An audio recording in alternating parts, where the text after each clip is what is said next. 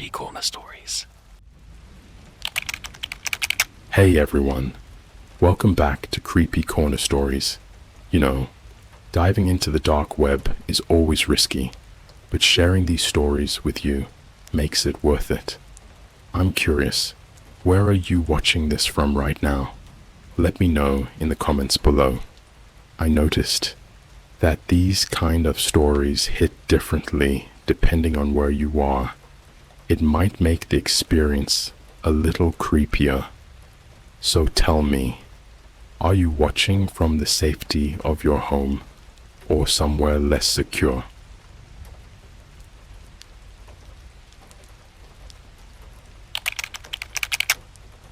We messed on the dark web during a collage lockdown. We hid in a library. I'll never forget the sounds of those knocks.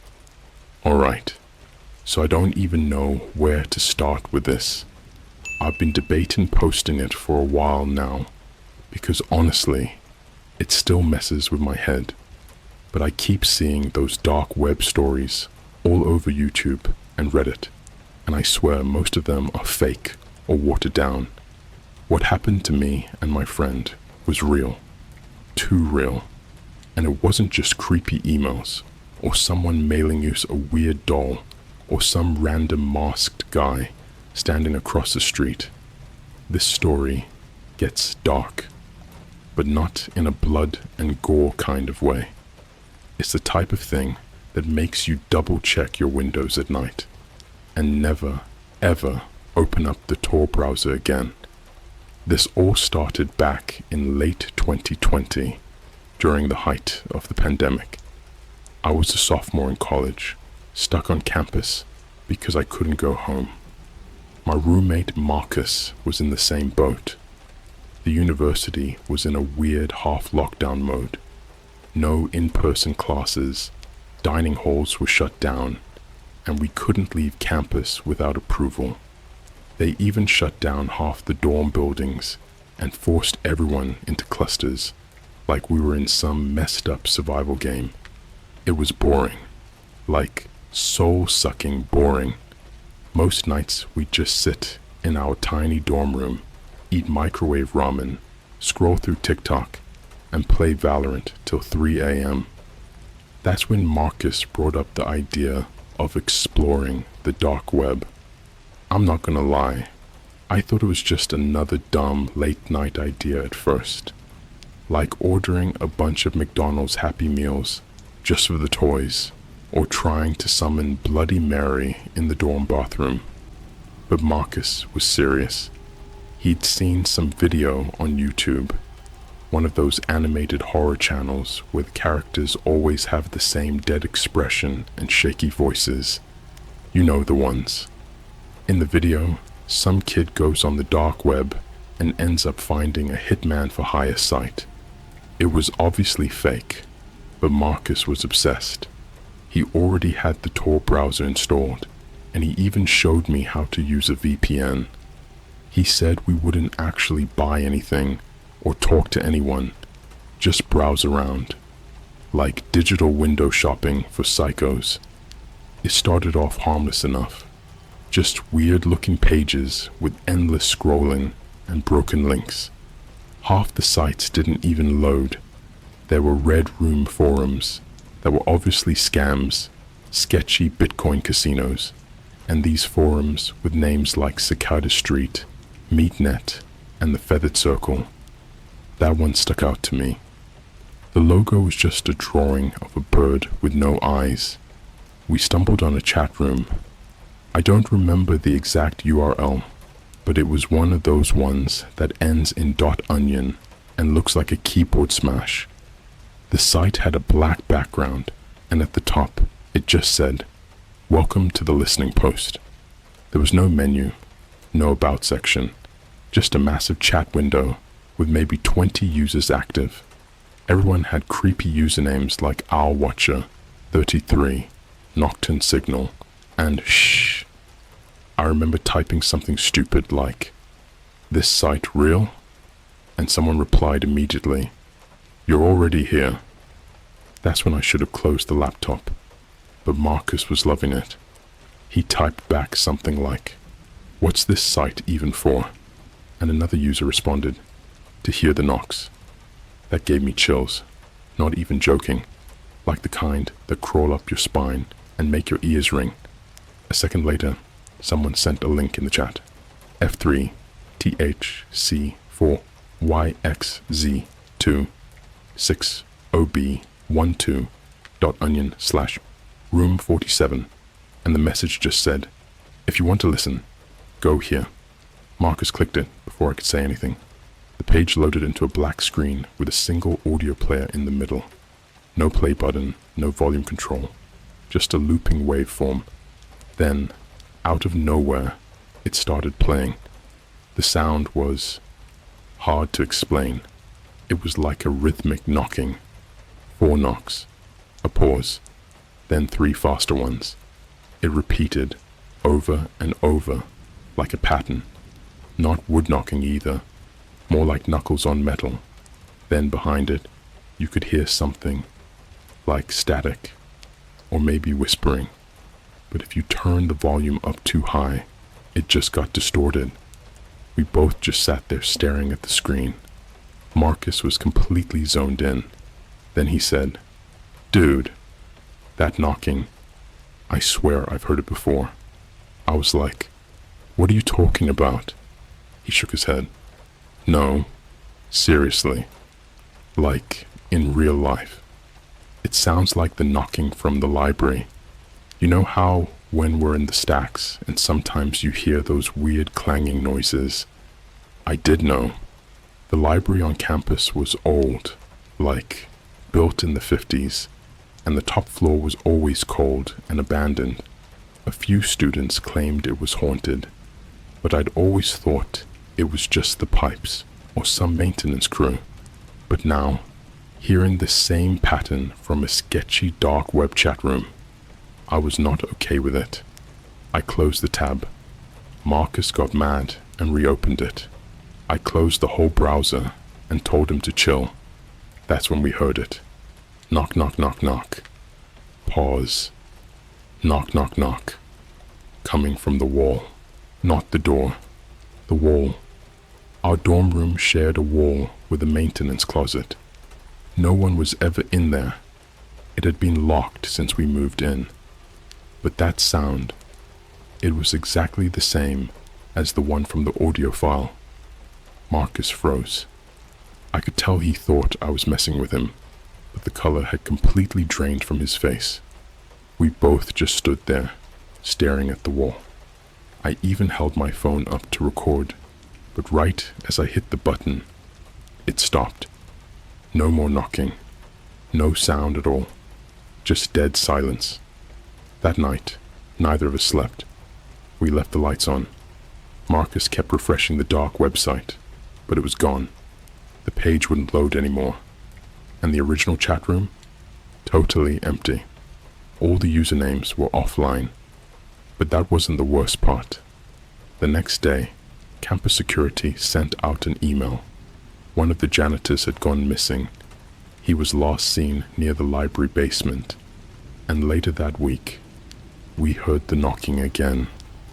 This time, we were in the library, and the knocks weren't coming from the wall. They were coming from inside the book drop chute. So after that night, with the knocking through the wall, I should have packed my bags, left campus, moved to another continent, and deleted every browser I've ever installed. But like an idiot, I stayed. I told myself it was just a glitch in the walls. Coincidence. Maybe someone else heard the audio and was trying to mess with us. But even saying that didn't help me sleep. The next couple of days were quiet. Too quiet. Marcus and I agreed not to talk about the dark web thing again. But something about him changed. He stopped going to class. Barely ate. His phone would randomly go off in the middle of the night. No ringtone. Just that same distorted tap, tap, tap, tap. Pause. Tap, tap, tap. I checked his messages. Nothing. No texts. No app notifications. Just a weird dark mode calendar event labeled Room 47, 3 days left. I asked him what it meant. He didn't answer. He just stared out the window like he was trying to see something across campus that wasn't there. The basement incident day 3. Campus went into another lockdown. Not because of COVID this time. Someone broke into the west wing of the library and destroyed part of the archive room. They said it was vandalism, but they also sent out a follow-up alert asking students not to approach or speak to any individuals in maintenance uniforms not wearing an ID badge. That same day, I caught Marcus packing a flashlight, his laptop, and 3 granola bars into his drawstring bag. He had this blank, glassy look on his face, like someone who just woke up from a dream and didn't know which world was real. He said, "I need to go. Room 47 opens tonight." I laughed, like it was a joke, but it wasn't. He pushed past me and walked straight out of the dorm, like a man with a mission. I followed him, filming on my phone, not because I thought something bad would happen, but because I thought I could show him later how dumb he looked. We ended up at the library, the one place students weren't allowed to go that week. The front entrance was chained up, but Marcus didn't even flinch. He led me around the side, through a broken window, by the emergency exit. It was pitch black inside. Every light in the building was dead, and it was cold. Not just old building cold. I'm talking breath in the air, goosebumps on your neck. Why does it feel like the walls are breathing cold? I tried to convince Marcus to leave, but he just whispered, "We have to listen." The knocks showed the path, down the stacks. We made our way through the upper floors first. Every hallway echoed like a tunnel. You know that weird pressure your ears get in complete silence? It was like that, but worse. I swear I could hear my heartbeat louder than my footsteps. Then we reached the archive stairwell. Locked. Always had been. But Marcus just pulled out a maintenance key from his hoodie pocket and popped it open like he'd done it 100 times. I stopped. "Dude, where the hell did you get that?" He didn't answer. The stairs led down, spiraling deeper than I ever knew the building even went. The deeper we went, the weirder it got. The walls weren't brick anymore. They were covered in this soft, soundproof foam. The lights were flickering red emergency bulbs, and there was no signal, no Wi-Fi, no bars, no GPS. When we hit the bottom, Marcus pointed at a rusted metal door, burned into the paint, not drawn, burned, with the numbers. 47. He knocked 4 times. Pause. 3 fast. Nothing. Then the door unlocked itself. Room 47. What was behind that door wasn't a room. It was a tunnel, carpeted in old water-stained carpet, like a hotel from the 70s that had been abandoned for decades. There were mirrors along the walls, floor-length ones, like dressing room mirrors, but none of them showed our reflections. They were black, glossy, but dead, like the surface of still water. We walked for what felt like hours, and the whole time I could hear the knocking, not from a direction. It wasn't left, right, ahead, or behind. It was just around us, surrounding us, crawling under my skin. That's when we saw it. At the end of the tunnel, there was a glass booth. Inside was a man, pale, motionless, face pressed against the glass, wearing a custodial uniform. No ID badge, blood on his collar. Marcus walked right up to the glass and put his hand against it. "Dad," he said. I swear on everything, I felt like the air was sucked out of the tunnel. I couldn't breathe. I couldn't move. I couldn't even blink. Then the lights behind the booth flickered on, and we saw them, the listeners. They were lined up behind the man, rows and rows of figures. Some looked like people, some didn't. Their faces were stretched too wide, their arms were too long, their mouths were open, like they were screaming, but no sound came out, and every single one of them was knocking. Their hands beat against the glass, in the same rhythm, over and over and over. I backed away. I turned and tried to run, but the tunnel behind us was gone. It was just wall. Then one of the mirrors lit up, and for the first time, I saw my reflection. Only, it wasn't me. It looked like me, sure. Same hoodie, same face, but the eyes were all wrong. Black, hollow, and the mouth was bleeding, not dripping, pouring, like something was leaking out from the inside. Behind me, I heard Marcus scream. When I turned back, the booth was open, and Marcus was gone. Only his backpack was left, sitting on the ground. Inside was his phone, open to a new chat window on that same dark website. The message on screen just said, "One heard, one taken, who's next?" And the knocking started again. But this time, it wasn't behind glass. It wasn't through the wall. It was coming from inside my own head. I made it out. I think I blacked out after that. Not sure for how long.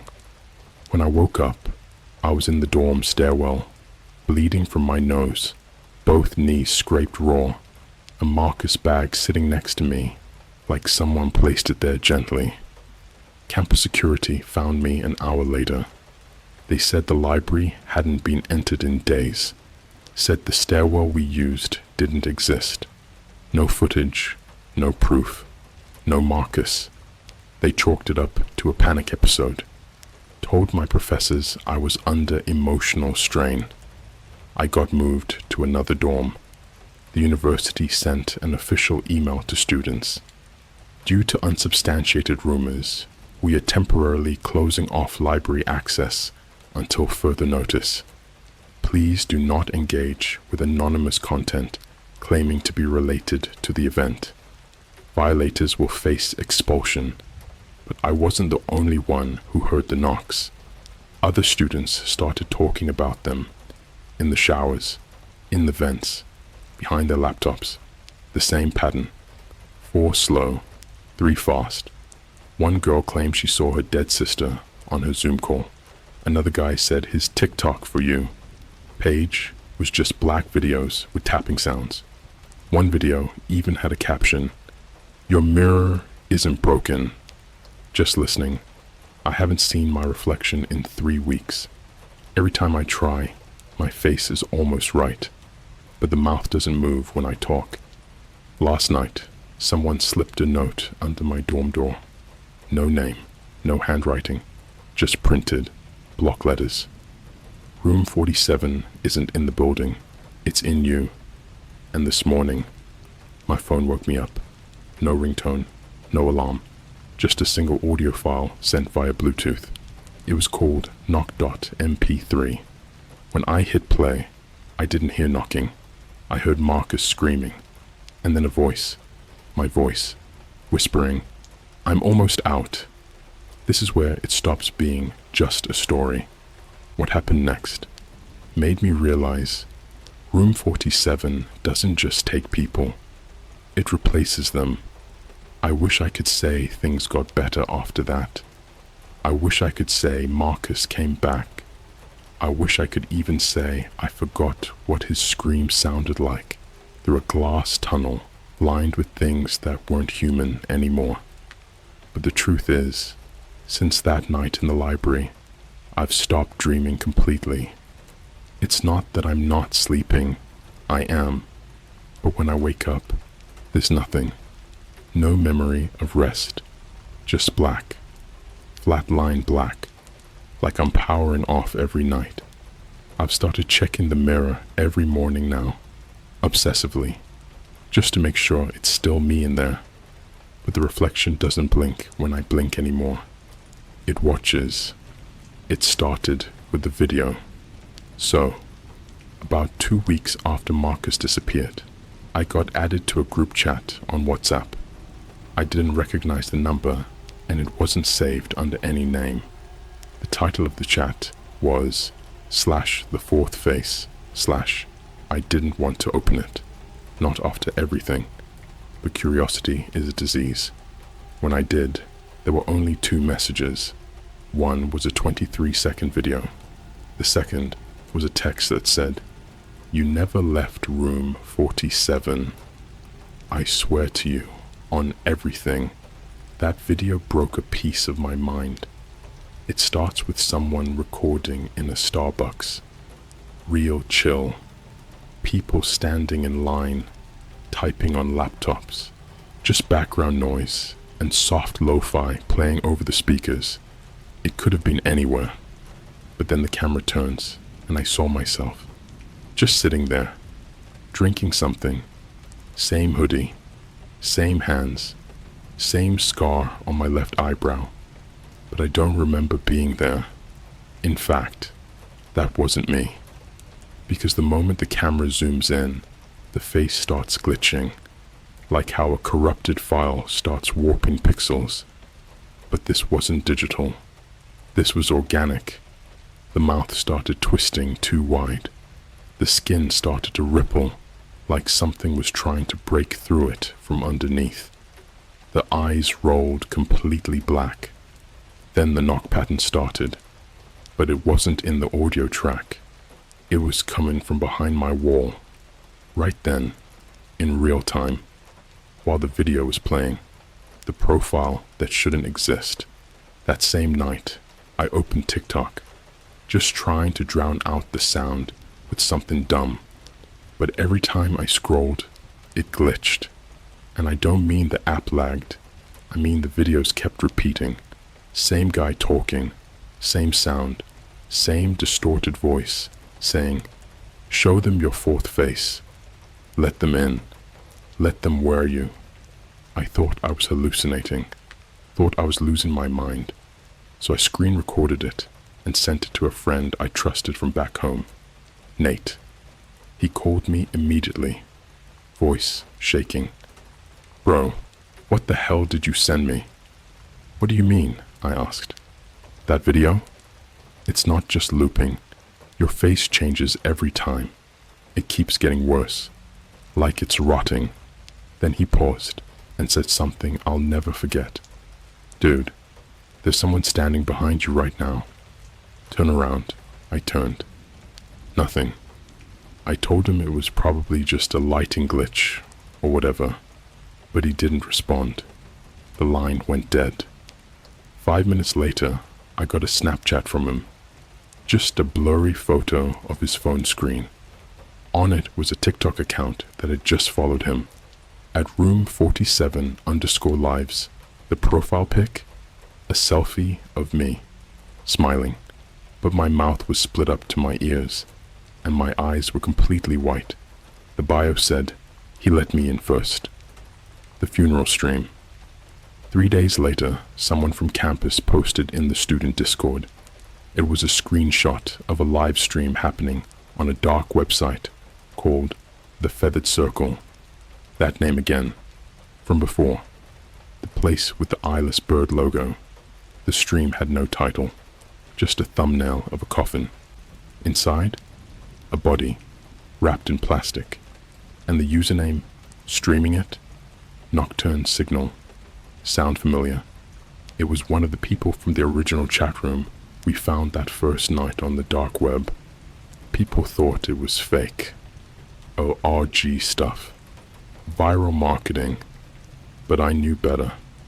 Because the coffin was in the maintenance hallway. The one under the library. And the body inside? I swear it looked like Marcus. Only the face was missing. Literally. Like someone had peeled it off.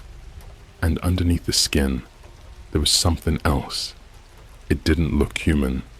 It looked folded. Like something was wearing a Marcus suit that didn't quite fit.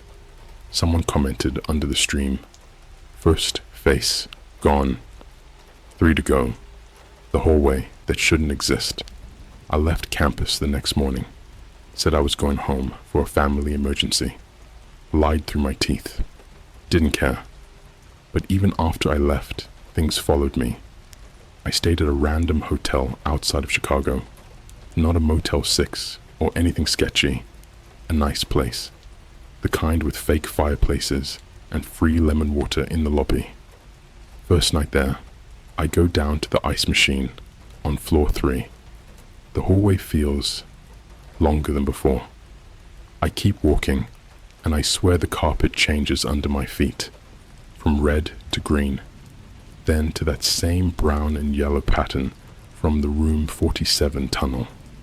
I turn around to go back, but the elevators are gone, like erased, just blank wall, and at the end of the hallway, there's a mirror, a long one, the kind you only see in department store fitting rooms, and in it, I see 3 versions of myself, one smiling, one bleeding, and one with its face blurred out completely.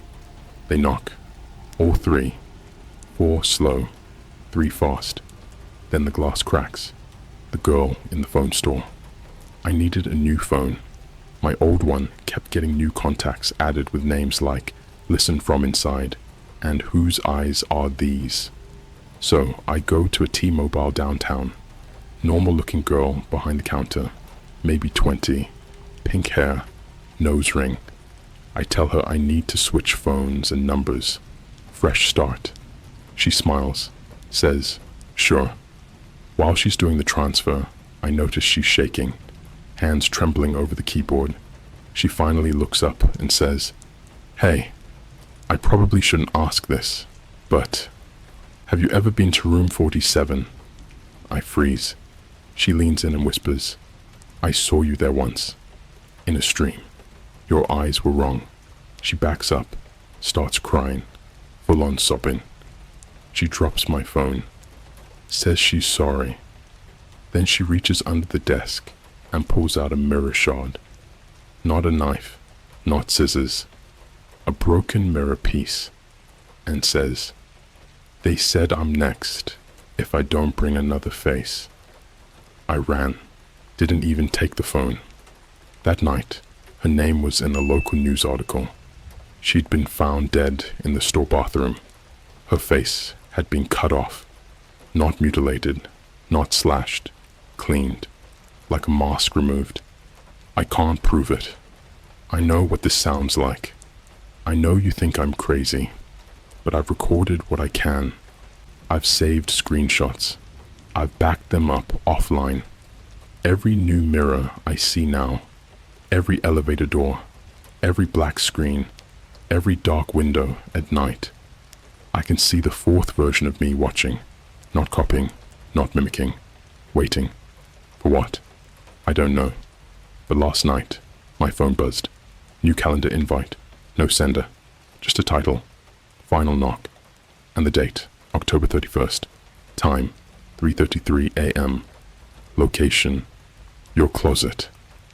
Have you ever felt like something entered your life quietly, sat in the back corner of your mind, and started rearranging your thoughts without asking? Not violently, just patient, like termites in a wall, like mold behind the fridge, like something that's been growing behind your reflection your entire life and finally decided it was hungry. That's what room 47 is. Not a place, not a person. It's a virus, a ritual, a mirror version of death that learned how to smile. I did everything I could to escape. After what happened at the T-Mobile store, I stopped using tech altogether. I tossed the phone I bought, ripped my laptop apart, and even broke my smartwatch. I was scared that anything with a screen could act like a mirror. I didn't trust my own reflection anymore.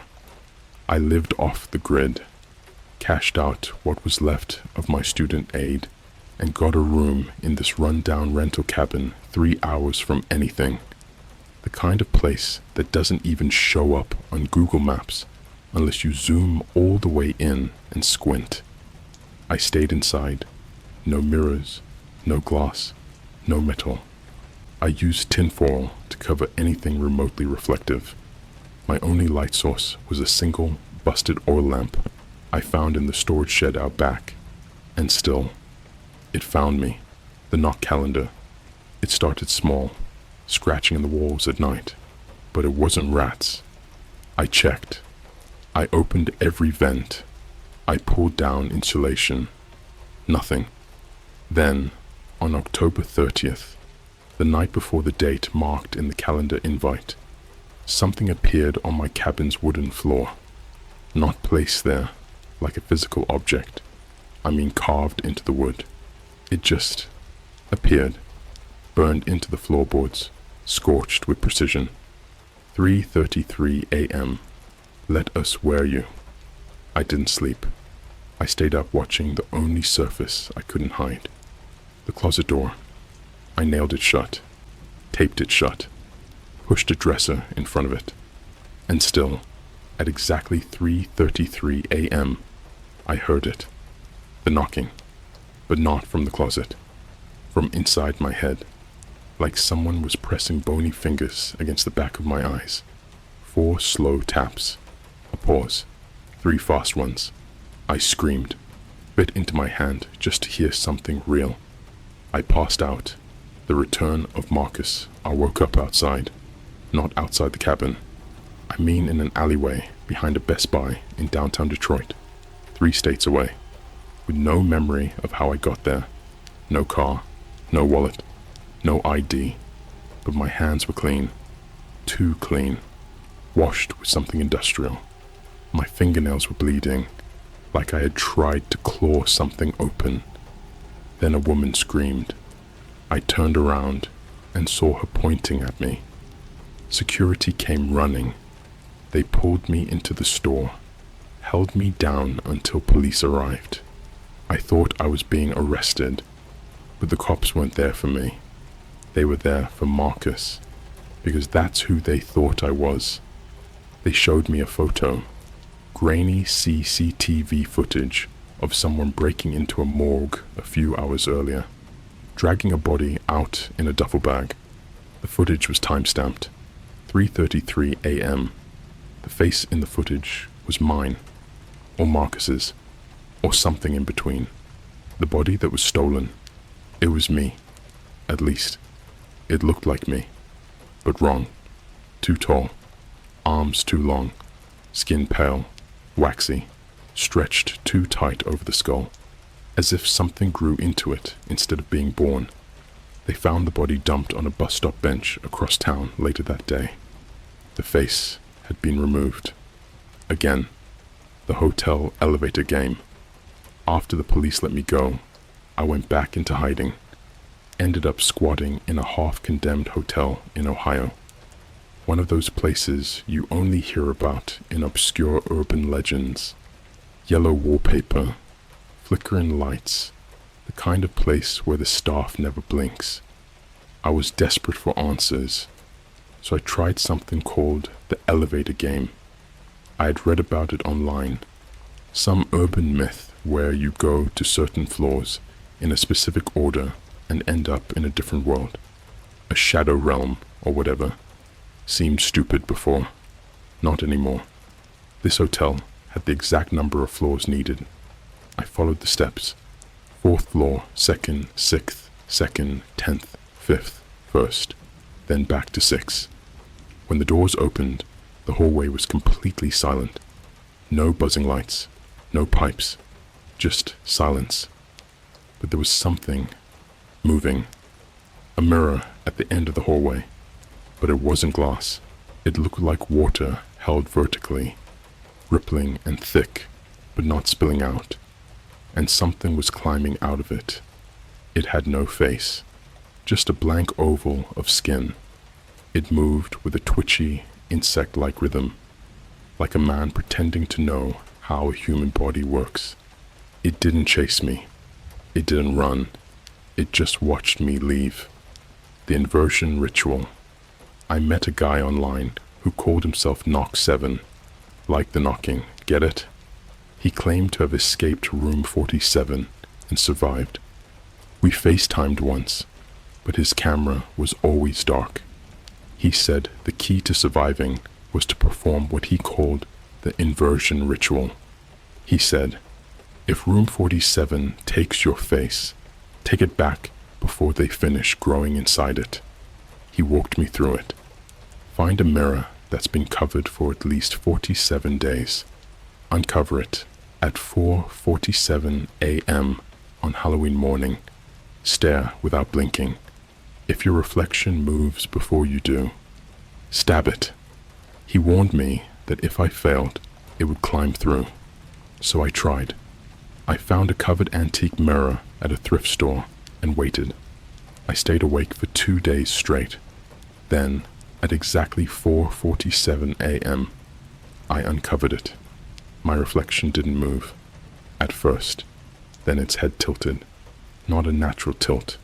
A full unnatural rotation, like it was unhinging its own neck. Its jaw dropped too low. Its fingers curled up backwards. I held the knife, shaking, begging myself to move first. But it blinked before I did. So I stabbed. The mirror didn't break. The blade passed through, like I had pierced water, and the reflection screamed. It wasn't my scream. It sounded like 100 mouths screaming through one throat. Blood poured down the glass, from my side, not the reflection's. I passed out. Again. This time, I didn't wake up in a new place. I woke up someone else. I'm not alone in my skin anymore. Now, when I look in the mirror, I still see me, but the expressions don't always match. Sometimes my mouth smiles before I feel happy. Sometimes my eyes look to the left before I even think to glance that way. Sometimes I'll laugh at a joke I never heard. But worst of all, sometimes I talk, and I don't remember choosing the words. It's using me, speaking through me. The other night, I found a camera on my laptop recording me in my sleep, and the footage, it showed me getting out of bed, walking to the wall, knocking 4 times, pause, 3 fast, then whispering into the outlet socket. He's ready. The 4th face is hollow. Send the skin, the hollow ones. Yesterday, I saw a man walking down the street in NYC who looked exactly like Marcus. Same hoodie, same limp, same scar. Only, he had no eyes. Just 2 black pits that never blinked. No one else reacted. He passed by dozens of people. They didn't see it. Because once room 47 chooses you, it hides in plain sight. They're called the hollow ones, and they wear us like clothing. Our faces, our voices, our memories. October 31st, 3:33 a.m. I know what's going to happen tonight. I can feel it like a cancer in my spine.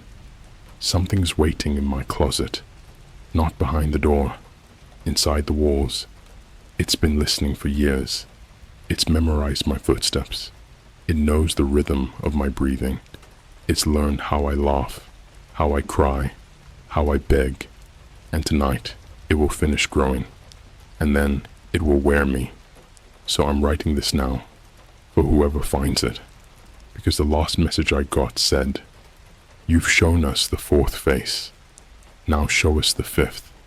But if you're brave enough to hear what they wanted all along, I'll tell you. Just remember, the knocks aren't asking to come in. They're asking, can we come out? I don't know who's reading this. I don't even know if I'm the one writing it anymore. All I know is this. The mirror isn't glass. The closet wasn't a room. And I never left room 47. 10:06 p.m. The silence. Before the hollowing. October 31st. I turned every light off in the cabin. No distractions, no false comforts. I wanted to be awake when it happened. At 10:06 p.m., the world fell completely silent. No wind, no crickets, no power hum, not even my own heartbeat. It was like the planet paused. I tried to speak. Nothing came out.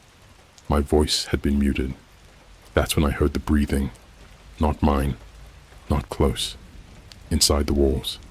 Thick, wet, shallow gulps of air, like something unused to lungs was practicing. Something was getting ready to wear me. 11:11 p.m. The dead return for what was theirs. The knock came earlier than expected. Not 3:33. 11:11 p.m. 4 slow. Pause. 3 fast. Not on the closet door this time. Under the floorboards. I froze. I didn't move. I didn't blink, because I could hear it crawling up through the wood. Each knock peeled away a sound barrier in my mind, like it was unzipping my memories. I started hearing voices from my childhood, distorted and overlapping. My mom calling my name, but in reverse. My old dog barking from the other side of the wall, after being dead for 12 years. A voice whispering in Marcus's tone, saying, "Don't let it finish the 5th. I looked at my hand. It was glitching, not like a screen, like skin struggling to remember what shape it should take. I tried to scream. The sound came out of the mirror across the room instead of my mouth. 12:47 a.m. The feeding. I blacked out somewhere after midnight. I think my body stayed in the room, but my consciousness was pulled through something wet, endless, and cold. I was in a place with no direction, just mirrors, stretching infinitely, each one reflecting a version of me that never happened. One where I was the one who vanished in the library. One where I never left room 47 and became one of the glass-faced things. One where Marcus came back, but only his skin. They all looked at me at once and smiled, and then they opened their mouths, but instead of screaming, they projected a memory, one memory, over and over, of me knocking on the library's basement door, as something answered from inside. I was the one who opened the door. I let them in. I started all of this. 3:33 a.m., the 5th face. The exact moment came with no drama, no thunder, no jump scare, just cold. The kind of cold that sits inside your bones, the kind that belongs 6 feet underground. I heard a whisper in my own voice. "Turn around." I did. The closet door was wide open. Inside, there was no space, just a mirror, floor to ceiling, rippling like warm water, and in it, something wearing my skin. But the eyes weren't mine. They were older, hungrier, hollow. It raised its hand. I raised mine. It smiled before I did, and then it stepped out. The thing moved like it had never stood before, like it had studied how to walk from watching people who didn't survive the attempt. Its skin adjusted as it moved, bubbling and settling like something was alive underneath it. I tried to run. My legs didn't move. I realized I wasn't in control anymore. My body was watching me. I was in the mirror. It had switched places. 3:47 a.m. The recording.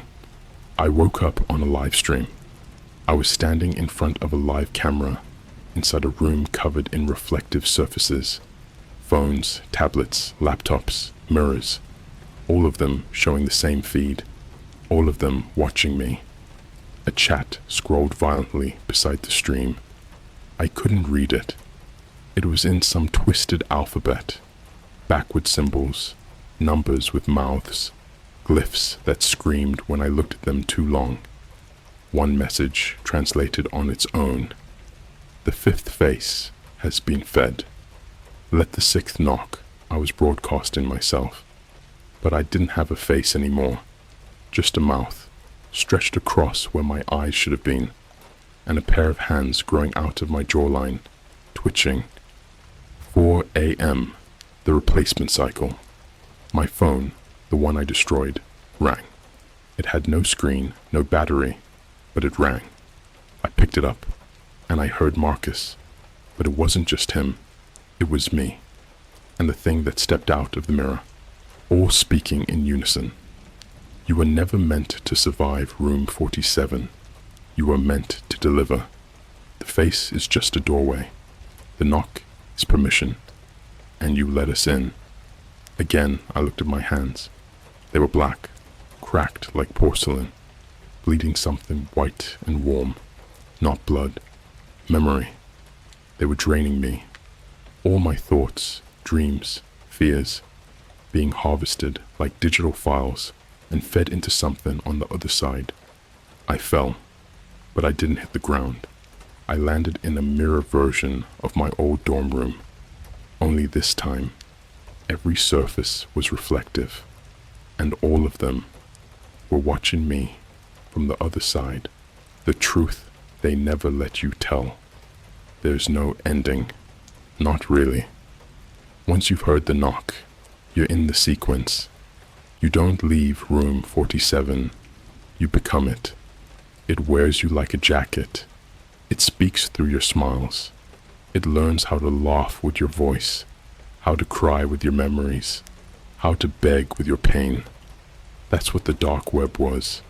Not a place for criminals. It was the hive, the central node where they record new faces, where every stream is a birth, every knock is a harvest. You ever wonder why sometimes you catch your reflection blinking twice? Or why your front camera opens on its own? Or why, late at night, your screen flickers and you see a flash of your face looking off, like it's been studying you? That's because it has, and it only needs one thing from you: permission. Final entry. If you've read this far, you've already heard the knock, and if you're reading this on a screen, look to your reflection. Right now, do you see it smiling before you feel happy? Do your eyes ever drift somewhere on their own? Has your face ever frozen for a second, then twitched like something adjusted inside? Congratulations, you've been marked. They've seen your face. Now ask yourself, was that the wind just now? Or was it 4 slow knocks and 3 fast? You didn't open the door, but you looked at it, and that's all they ever needed.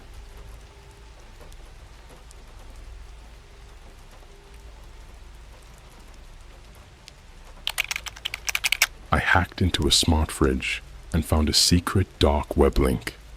Now I can't sleep. Alright, so before I even get into this, just know I'm not some 40-year-old tech genius in a basement. I'm a 21-year-old college dropout, and I fix electronics for side money. Like, literally anything. TVs, phones, broken speakers, old PS2s. Whatever people in my area throw out, I pick up, fix, and flip online. That's how this whole thing started. I live in a decent neighborhood in Oregon. Nothing fancy. We've got a Starbucks down the street, one of those McDonald's with the touchscreen kiosks, and a bunch of bored suburban families who throw out really expensive tech when it stops working for 2 seconds. One day, I'm biking past this gated community, like one of those that looks like a modern prison for rich people, and I see this dude dragging a literal smart fridge to the curb, like one of those $3,000 Samsung family hubs. I stop and ask him if it's broken. He looks super annoyed and goes, "Yeah, thing won't reset. The screen keeps showing random crap and won't connect to the cloud. Just take it, man." I was like, say less. I take it home, which was a whole mission because the fridge weighs a ton and I had to borrow my friend's truck. But anyway, I get it back to my garage and start messing with it. The screen's acting weird, like glitchy static and some weird error messages popping up in what looks like broken HTML code. Normally, these fridges run on a modified version of Android, so I figured it was just a bad firmware update. But here's where it gets weird. I dig into the root files of the system, trying to flash it, when I notice a folder that wasn't locked like the others. It's just titled Access Point X. Inside is one .txt file and a bunch of encrypted code. The text file is called recipe_log_hidden.txt. I thought it was just some corrupted grocery list or something, but when I open it, it's not recipes.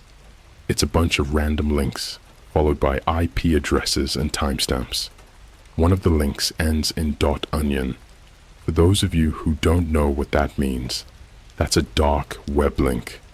Now I know what you're thinking. Bro, why would a fridge have dark web access? Same. I had the exact thought, but curiosity always gets the better of me. I load up Tor browser on an old burner laptop I use for stuff like this. Not expecting much. Maybe a dumb prank site or something left over by some hacker kid. But the site loads. Slowly. All black background. No fancy layout.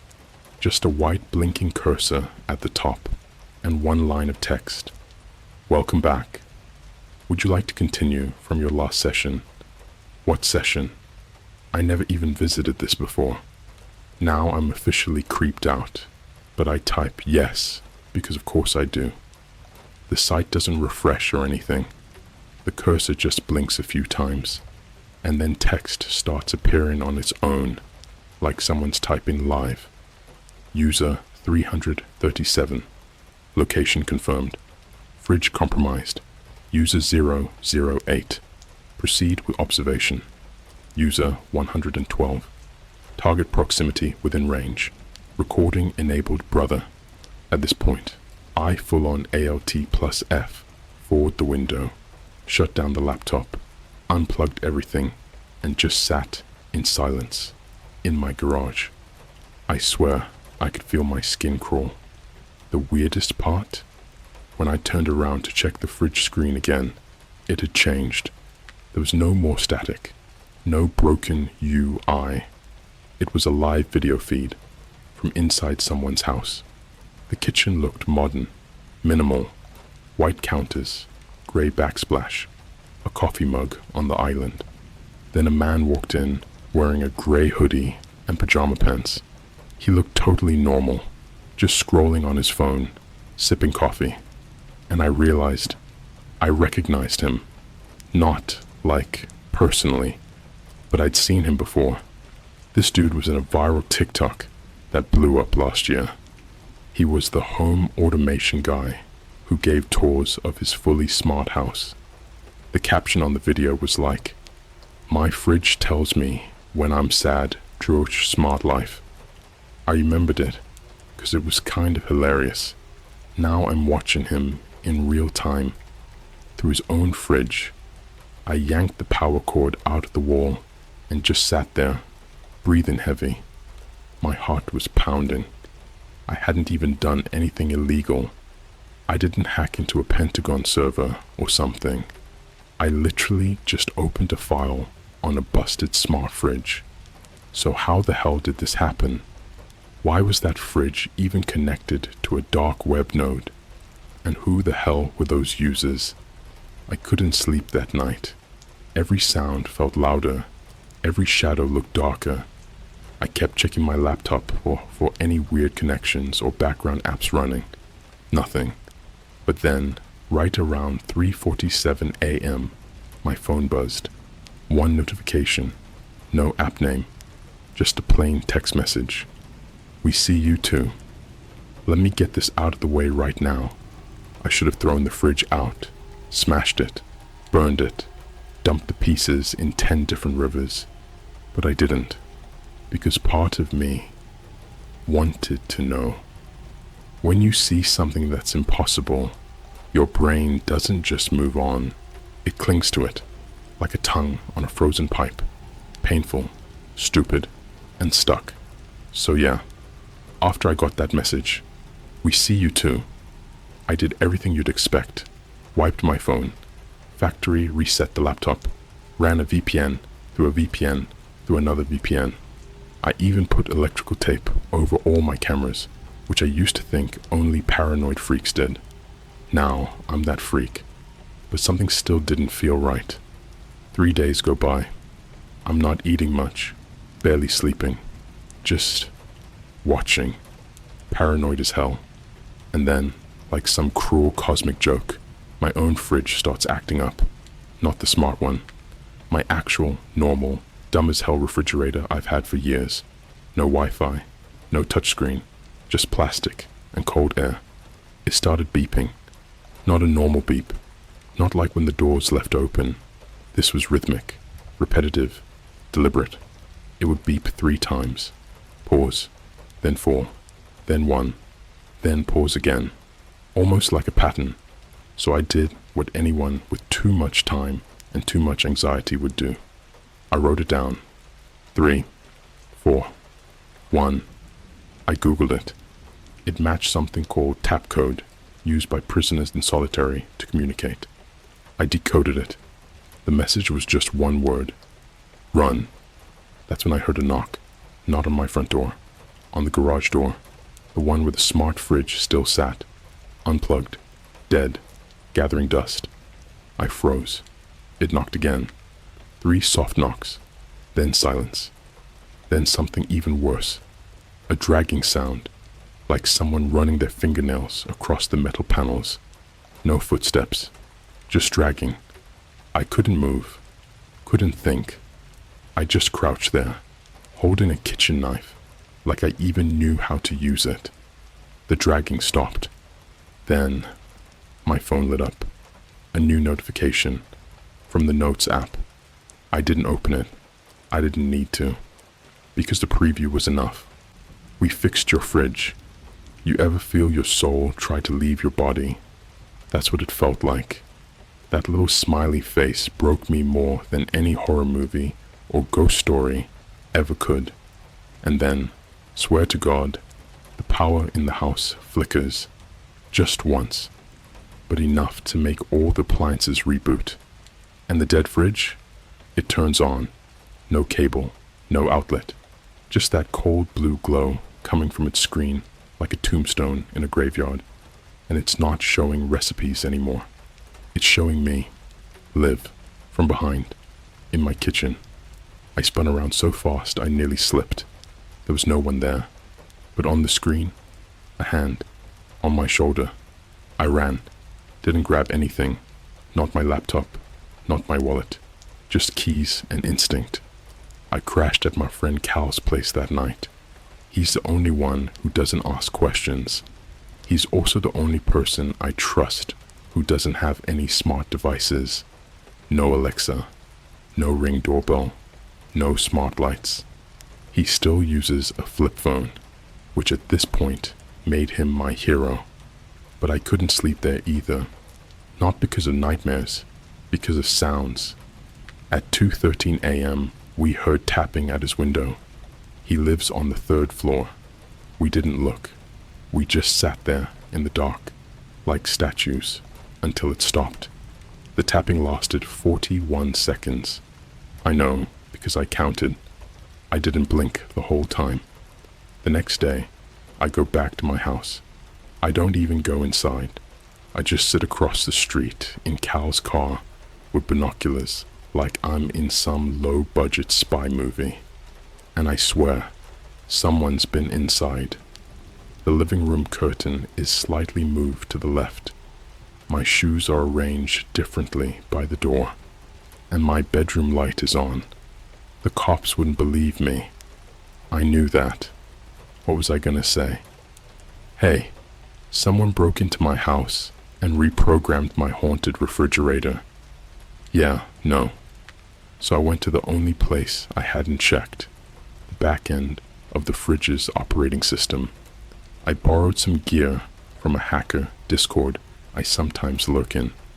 Most of those guys are harmless. They just jailbreak consoles or sell modded androids. But one guy named Zero Grain knew what he was doing. He helped me find something buried deep in the fridge's system lock. a hidden partition, not just files, a whole alternate OS.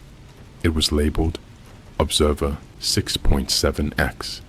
It ran independently of the Samsung base OS, totally hidden, totally separate, and it had access to a webcam feed, multiple feeds actually, each labeled by location, not IPS, not names, locations.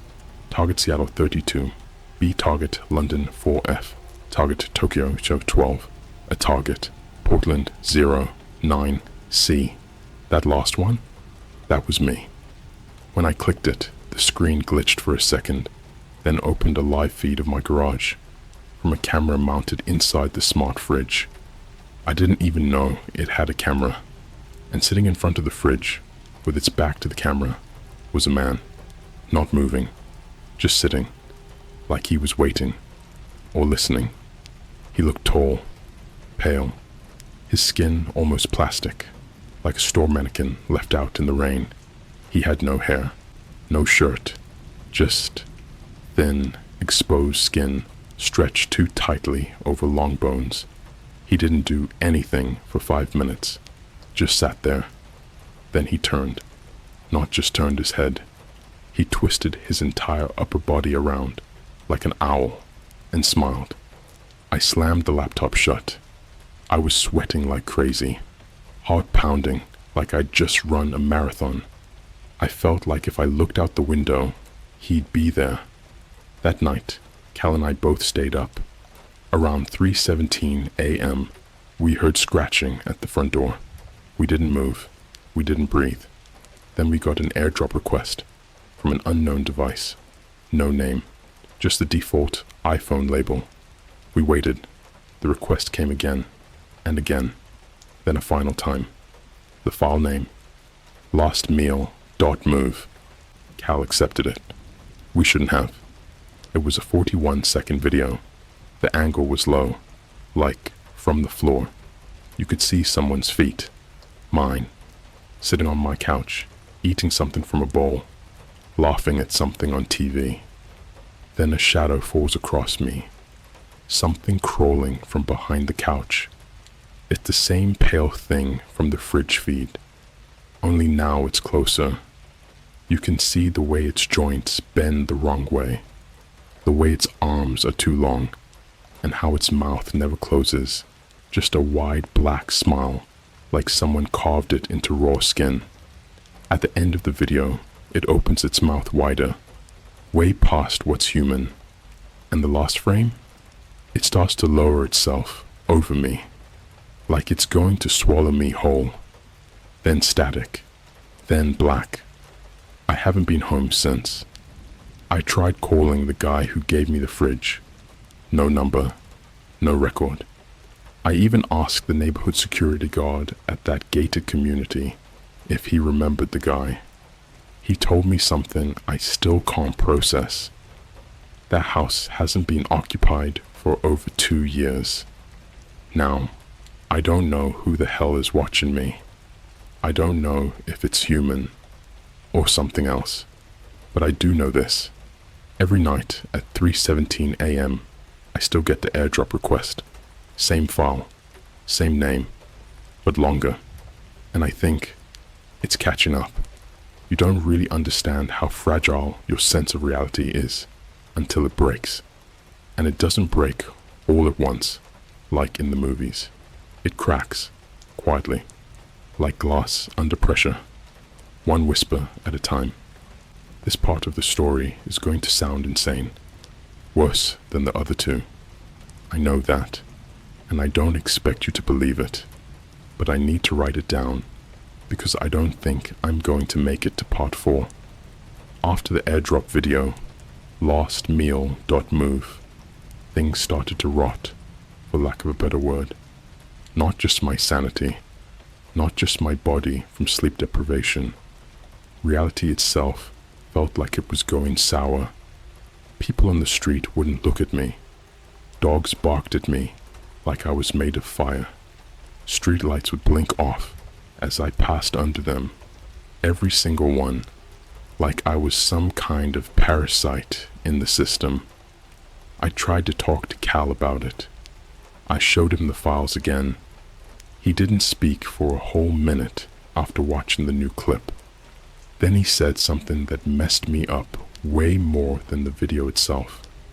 Your skin looks looser.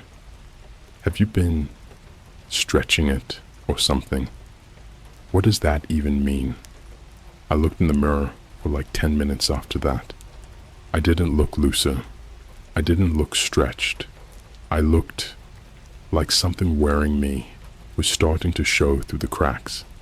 And then I started getting notifications again, but not from my phone, from public devices, bus stop screens, self-checkout terminals, airport TVs. They'd flash for just a second, white text on black background, with my name. First, middle, last, and a question. Do you remember what you ate? I thought I was hallucinating, thought maybe the stress was catching up, until I walked into a Starbucks one afternoon, just to use their bathroom, and the cashier said, without even looking at me, "Back so soon? You're still digesting the last one." Then he smiled, only it wasn't a normal smile. His mouth didn't stop. It kept curling up, way past his cheekbones, to his ears, like skin that had forgotten it was skin and started acting like fabric. I ran out so fast, I knocked over a family with a stroller. I didn't even apologize. I just kept running until I puked behind a Rite Aid. What came out of me? It wasn't food. It looked like thread. Long, thin strands of synthetic fiber, black and wet, like someone had shredded a doll and soaked it in oil. It moved. It fang moved. I went back to Cal's, but he didn't answer the door. His apartment looked untouched, but the lock was broken from the inside. There were scratches all over the drywall, and on the mirror in his bathroom, written in something dark and dry and cracking, was the phrase, "I saw its teeth inside the code." I called everyone I knew. No one had seen him. The next day, I got an airdrop again. Same file name, lostmeal.move. This time, the thumbnail was different. It wasn't a video of me anymore. It was of California. His mouth was open, his eyes wide, but not with fear, with something worse. Acceptance. Like he knew it was inside him, now too. I tried to destroy the fridge. I waited until night, went back to my house, broke in through the back window, like a criminal in my own life. The air inside smelled wrong, not like rot, like something sterile trying to cover rot, a fake clean, like bleach and iron and copper. The fridge was still on, still humming, still showing that blue glow. Only now it had a menu screen, not recipes, not camera feeds, options, feed, observe, replace, update. Something inside me told me to press update, so I did. The screen glitched, lines of code pouring down like some cliche hacker movie, and then it went black for a long time. When it came back on, it showed a live feed, but not of me, of my mom's house. I hadn't been there in years, and there she was, sitting on the couch, laughing at something on TV, completely unaware that she was being watched. And then something in the corner of the feed moved. Not a person, a shape. Something tall and folded in the wrong directions. It slipped behind her like smoke. No sound, no warning. I screamed at the screen. I punched the fridge until my knuckles bled, but I couldn't stop watching. The thing opened its mouth, wide, too wide, and reached toward her, and the screen cut to black. A new message appeared. Now you understand what you are. I drove to her house in the middle of the night. No lights, no sounds. Front door unlocked. TV still on. And on the couch, not her, just her clothes, folded perfectly, still warm. Her phone was there, still open, camera app running, facing the ceiling. When I looked up, there were teeth marks in the drywall. Wide, circular, biting inward. I didn't sleep that night, or the next. I didn't speak to anyone. I just walked the city like a shadow, hoping whatever's watching me would get bored. But it didn't. Instead, I found them. Others like me. Not many. 3 in total. I found them on a subreddit that's since been deleted.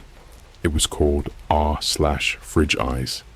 Every post was written in coded language. At first glance, it looked like refrigerator repair threads. But the comments, some talked about cold breath behind the server rack. Others talked about seeing blinking from the unplugged microwave. One person wrote, "The update is behavioral. The unit is not learning recipes. It is learning you." I messaged all 3 users privately. Only one replied. His name was Erwin. Said he was in Belgium. Said he'd been on the run for months after finding a hidden OS in his coffee machine. Yeah, his coffee machine. He sent me one picture before deleting his account. It showed a street camera feed, zoomed in. You could barely make it out. But in the reflection of a glass bus stop panel, you could see a man, standing way too close behind Erwin. Except, he wasn't standing. He was floating. His feet weren't touching the ground. His head was bent sideways, like someone dropped him into the human shape and didn't know where the neck went. And his mouth, wide open, smiling. Erwin hasn't posted since. I stopped using electronics. No screens, no speakers. I use burner phones that don't even have cameras. I shower in the dark. I talk in whispers. I write everything by hand now, then burn it. But it doesn't matter.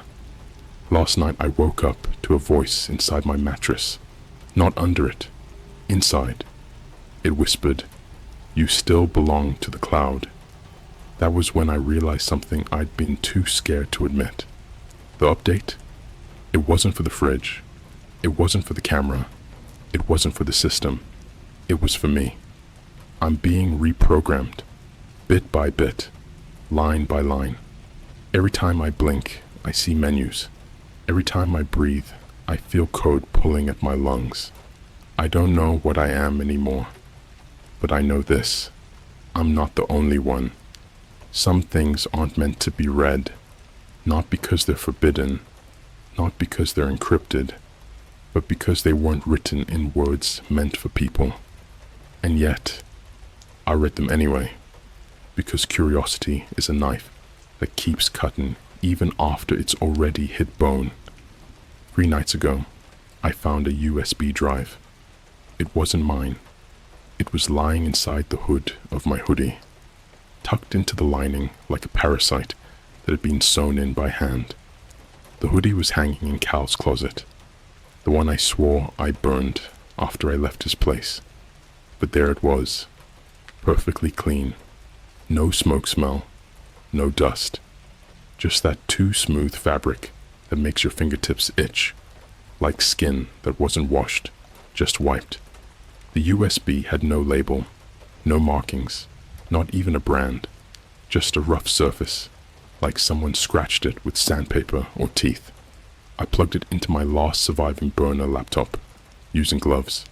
The drive mounted automatically. No delay, no warning. Just a folder titled digest_log.0x17. Inside were 12.txt files, and one folder called seamless_update. Each text file was named by date, but the dates weren't from this calendar, not Earth's. They were like year 13.77, XX, update, successful, year 13.78, 01, behavioral sync confirmed. Inside the logs were lines of code I couldn't understand, but woven between them, like viruses in veins, were phrases, unnatural, wrong, sick phrases. Subject flesh began rejection at 4:21 a.m. local. Removal unsuccessful. Subject silenced. Observation node reinstalled via nasal cavity. No anesthesia necessary. Cal consumed. Emotional bleed limited. Skin recycled. Identity re-uploaded. You were never hungry. You were being prepped. I stopped reading. Closed the laptop. But the screen stayed on. It showed a live map. Hundreds of tiny blinking dots, pulsing like heartbeats. Some red, some blue. One gold. When I hovered over the gold one, a tooltip appeared. Digestion in progress. Stage 4 of 5. User. Redacted. Location. Oregon. Host vessel. You. I screamed so hard I tore my throat raw. It felt like there was something crawling behind my vocal cords, like it was laughing inside me. And then, on the screen, a progress bar appeared. It said, "Final update. Initiated." I unplugged the drive, smashed the laptop with a hammer, burned the pieces in a trash can behind an abandoned Arby's, but I swear I could hear it screaming from inside the flames. Not metal, not code. A voice. A wet, horrible, gurgling voice, like someone drowning in boiling oil. When I got back to my current safe house, the lights were already on. I never leave the lights on. On the wall was a post-it note, stuck to the bathroom mirror. Same handwriting as mine. Same pen I'd hidden in my sock drawer. The note said, "You're almost done cooking." That night I tried cutting into my arm, not because I wanted to die, but because I needed to know if I was still me. The blood that came out wasn't red. It wasn't even liquid. It looked like static, gray and pixelated, pulsing like a broken TV screen. I could feel it screaming when it hit the air, and inside the cut, I saw movement, like wires, but alive, writhing, twitching, trying to pull the skin back together. I blacked out, woke up on the floor with the word feed carved into my stomach. Not deep, just shallow enough that it didn't bleed. More like someone traced it with a burning needle. And the worst part? It was backwards, as if someone wrote it while looking through a camera. I don't think I'm alone in here anymore. I don't mean the house. I mean me. Sometimes I hear my own voice. When I'm not talking, I'll be sitting in silence and I'll hear myself laugh. A horrible, dry, empty laugh. Like something using my voice without knowing what emotion is supposed to sound like. Other times, I black out completely. Once, I woke up outside a public library, barefoot, with a USB drive in my mouth and sand under my fingernails. I haven't been to a beach in a year. Another time, I woke up in the middle of a McDonald's play place. No kids, no staff, just me, sitting in the plastic tunnel, watching a live feed of my own bedroom on the touchscreen, ordering kiosk. I tried calling the police once, tried to report a missing person. Me. They laughed, not joking, literally laughed. Said, "Sir, you already filed this report last week." In person, I asked what the person looked like. They said, pale skin, bloodshot eyes, no hair, and the widest smile we've ever seen. 2 days ago, I followed one of the dots on the map. The USB may have been destroyed, but the image was burned into my memory. I recognized the street. It was a suburb about an hour outside Portland. Gated. Quiet. Too quiet. I found the house. It looked normal. Nice even. Landscaped. 2-car garage. A Subaru out front with a coexist bumper sticker. But the windows, covered, not with curtains, with foil. Every single one. I climbed over the side fence, entered through the back. The sliding glass door wasn't locked. The kitchen looked lived in. Fridge stocked. TV on low volume. Coffee still steaming on the counter. But no one was home. I walked through slowly. Felt like I was being watched from inside the walls. And then I found it. In the basement. A room filled with dozens of monitors, all showing different locations. Bedrooms, bathrooms, backyards, hospitals, nurseries. Every screen had a label. Preparing, observing, plating, digesting.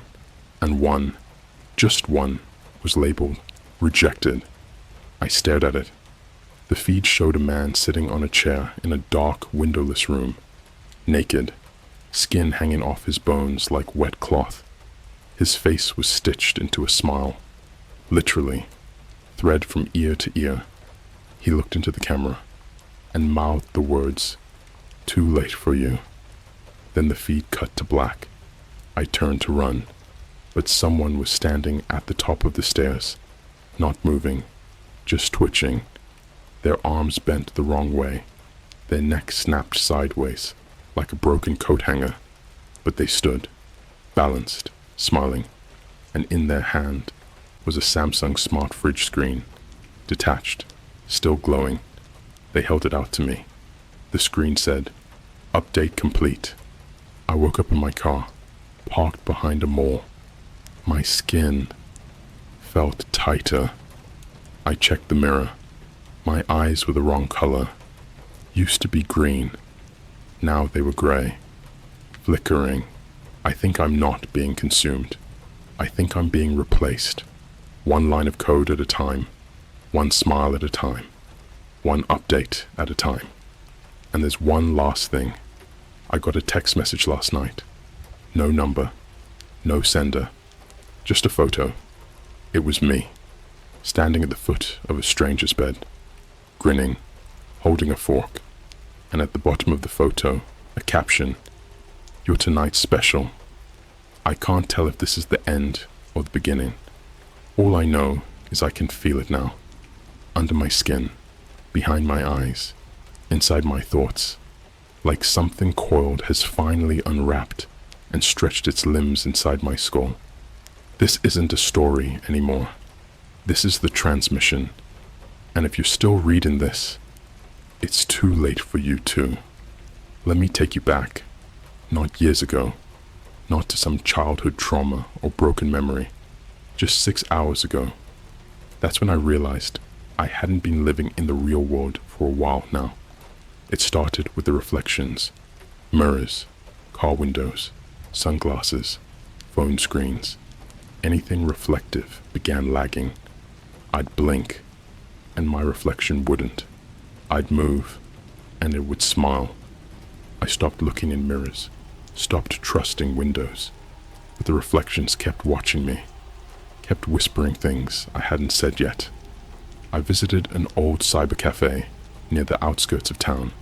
No smart tech, CRT monitors, wires like vines. They wouldn't know what the cloud was, even if it pissed on the keyboard.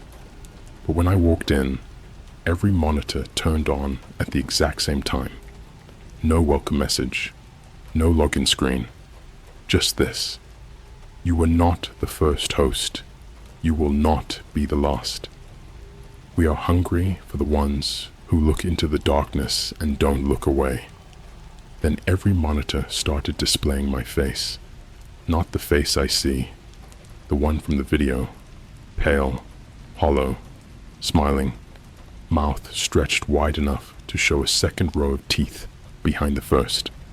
The guy behind the desk was just standing there, not breathing, eyes rolled back, mouth twitching like a puppet string was being yanked by someone learning how to smile. He whispered, "You brought it here." I left. No. I ran. I drove straight to the woods. The deep, no signal, no surveillance woods, no cameras, no screens, no Wi-Fi. I left my car, my phone, my everything. I walked for hours until I couldn't feel my feet, and that's when I saw it. A mirror, standing alone in the forest, framed in rusted metal, cracked down the middle, leaning against a tree like someone forgot it there. And in the mirror, not me, not anymore. It was my body, sure, but it didn't breathe. It twitched, it jerked, and behind it, behind me, was the thing I haven't dared describe until now. It isn't human. It isn't even animal. It's what animals used to dream about before evolution killed the nightmares. Tall, boneless, leaking. Its skin looked like fridge plastic that had been microwaved, melting and warping in places that didn't exist. Its eyes were dozens of tiny black fridge cameras, all blinking asynchronously. Its mouth was a door, a swinging metal double-door fridge mouth. When it opened, light spilled out.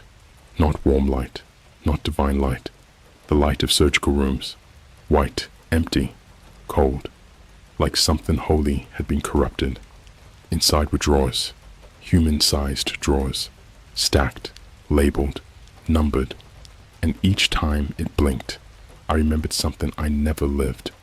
A woman being folded into a produce drawer, screaming as her legs snapped like celery. A man being vacuum sealed inside a Ziploc bag, still breathing, still twitching. Kids playing hide and seek inside a walk-in freezer that never opened again. I turned and ran, but the forest wasn't the forest anymore. The trees were coils of wire, stretching into a sky made of screens, and every screen showed you, reading this. Now, you think I'm lying? Check your phone. Check the battery percentage. It's going to read 0%, but your phone's still on, right? It's been on the whole time. That's because you're not holding a phone anymore. You're holding a mirror, and it's watching you. Let me tell you what I found when I got back. I went home, what used to be home. My street didn't exist anymore. It was there, but wrong. Like someone made a 3D model of my neighborhood using corrupted files. All the houses were slightly warped, driveways too long, windows too tall. Children's bikes melted into the sidewalk, and in the middle of my yard, the fridge. The same fridge I dragged home weeks ago, the one that started it all, now sitting on the lawn, plugged into nothing but alive. The door was open. Inside were meats, not labeled, not wrapped, still breathing. A voice came out of the ice maker. The final course is ready. And then I saw myself, walking up the street, not metaphorically, literally. Another me, but fixed. Hair neat, smile wide, shirt tucked in, skin tight, posture perfect. He looked at me, and I felt obsolete, outdated, uninstalled. I tried to scream, but he pressed a finger to my lips, not in front of my mouth, into it, and whispered, "The update isn't for the machine. It's for the meat." He pulled out a phone, my phone, but the screen was now glass. Behind it, I saw rows of faces, blinking in and out like files being opened and closed. One of the files was titled, "You Read This Story, .move, and the thumbnail was your face. So here's the truth. It was never about hacking. It was never about the dark web. It was about you. About the people who stare into the screen long enough that the screen stares back. Every camera, every fridge, every smart device isn't watching your behavior. They're learning your structure, your posture, your patterns, your temperature, your reactions, your decay rate. They are preparing your replacement. Your fridge doesn't want to keep your food cold. It wants to learn how to store you. The final message I got, the last one, before I couldn't see with my own eyes anymore, before the voice behind my own voice took over, was this: "Thank you for participating in the beta program. Update success rate, 99.9%. Preparing to upload to global units. Next host syncing. 3, 2, 1. That was 47 minutes ago. I'm not writing this. I'm transmitting it. You didn't read this on a website. You absorbed it. It's in your retinas, your tongue, your teeth. Tonight, when you open the fridge, look inside. Look closely. One of the drawers is already labeled with your name. If you're still here, shut off your screen. Don't speak. Don't move. If the update hasn't finished, there may still be time. But if your reflection just blinked, you're already inside.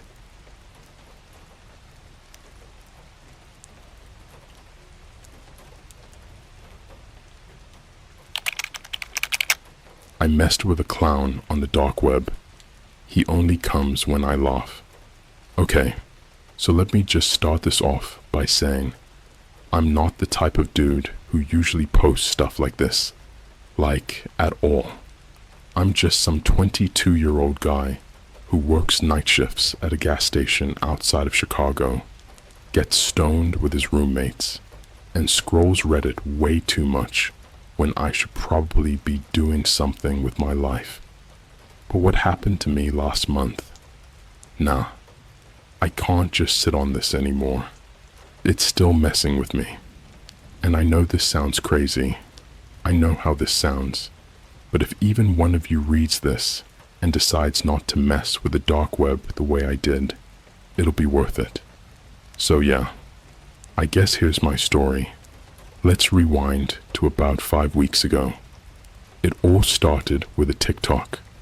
I was just chilling at my apartment one night, watching some creepy storytime TikToks on my For You page. You know the type. Black background, weird text-to-speech, the kind of stuff you watch at 2 a.m. when you're too tired to sleep, but too awake to do anything productive. This one TikTok popped up, and it was this dude talking about a dark web game called Laugh.exe. He said it's this super messed up interactive thing where you're basically being stalked by a clown that only appears when you laugh. Like actual out loud laughing. The kicker, it's supposedly linked to some real murders back in 2017. Anyway, the comments were full of people saying it was just an ARG or some viral marketing stunt for a horror movie, like that Smile one. But this one dude in the comments dropped a Tor browser link. No text, no context, just the link. Of course, being the sleep-deprived idiot that I am, I screenshotted it, the setup. So, the next day, I showed my roommate Tyler. He's like one of those wannabe YouTubers who thinks he's gonna blow up from making fake, haunted videos at abandoned targets or some crap. I told him about the TikTok and the clown thing, and he was instantly hyped. Bro actually said, "Yo, imagine if we live streamed it, like a real dark web reaction stream. That'd go viral in like 2 seconds. Spoiler, we didn't live stream it. Thank God. Instead, that night, we got on his old MacBook, the one with all the VPN crap on it, from when he used to torrent anime, fired up Tor, and typed in the sketchy URL from the screenshot. It loaded to this pitch black page. No text, no logo, just a single white button in the center that said, Play Laugh.exe. Tyler was cracking up already, thinking it was fake. Me?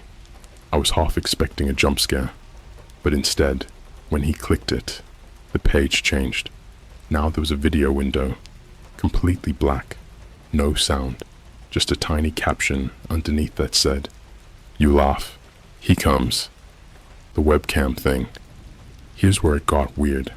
Like, actually weird. About 10 seconds into the black screen video, the camera on Tyler's laptop blinked on, like the green light just flicked on out of nowhere. Tyler paused, looked at me. Did you turn that on? I didn't. I swear on everything, I didn't. He tried clicking out of the tab, but nothing worked. The browser was frozen, like fully locked in. Then the screen slowly started to fade from black to this really grainy video feed. But it wasn't showing us. It was showing some room. Looked like a basement. Yellow light bulb hanging by a cord. Concrete walls. and in the middle of the room was this red and white plastic chair, empty. The video quality was garbage, like some 2008 webcam stuff, but I could tell the room didn't look fake. It looked used, like there were dark marks on the floor, maybe stains. The longer we stared, the more I noticed. That's when Tyler laughed. Just a little snort, like a "Fit, this is dumb." The video glitched for a second, just one quick distortion. Then the chair wasn't empty anymore. The clown. I don't even like saying this out loud. I haven't told anyone this part, not even Tyler since the night it happened. The guy in the chair looked like a clown, but not in a goofy party way. He was tall, skinny. His outfit looked hand-stitched, like someone made it out of rags they found at a dump. The paint on his face wasn't even symmetrical. It looked smeared on. Black around the eyes, red dripping from the mouth like someone tried to paint a smile over a real wound. But the worst part was that he didn't move. He just sat there, head tilted slightly, watching us. Or maybe not watching, maybe waiting. I looked at Tyler, who wasn't laughing anymore. In fact, he wasn't talking at all. The screen flashed again, and the feed switched to what looked like a live video from our apartment hallway. I kid you not. Same hallway, same lights. I even saw my hoodie on the hook by the door. There was a new caption now. Don't laugh. Don't blink. Things escalated fast. Tyler slammed the laptop shut and started freaking out, like full-on panic. I tried calming him down, but my heart was already doing Olympic-level gymnastics. I opened the laptop again just to see if it was gone, and the browser had closed, like nothing ever happened. We checked the camera app. No active camera. No weird programs running. Just our desktop and some random old files. But here's where it gets messed up. When I opened Google Chrome and typed laugh.x just for kicks, the autofill showed a saved tab for a YouTube video I'd never seen before. The thumbnail, that same grainy clown face, close up. Title, "You laughed, I'm coming." And the video was private, posted 10 minutes ago. One last thing before I go. I'm not sleeping tonight. Not after what happened just now. I was trying to calm myself down, scrolling through Instagram Reels to get my mind off everything. And I watched this super dumb video of a cat pushing a balloon off a table. I laughed. Not even hard. Just a stupid chuckle. Exactly 3 seconds later, I heard the doorbell ring. I live on the 5th floor, in a locked building. There's no way anyone should be able to just show up outside my apartment at 3:42 in the morning. I didn't answer the door.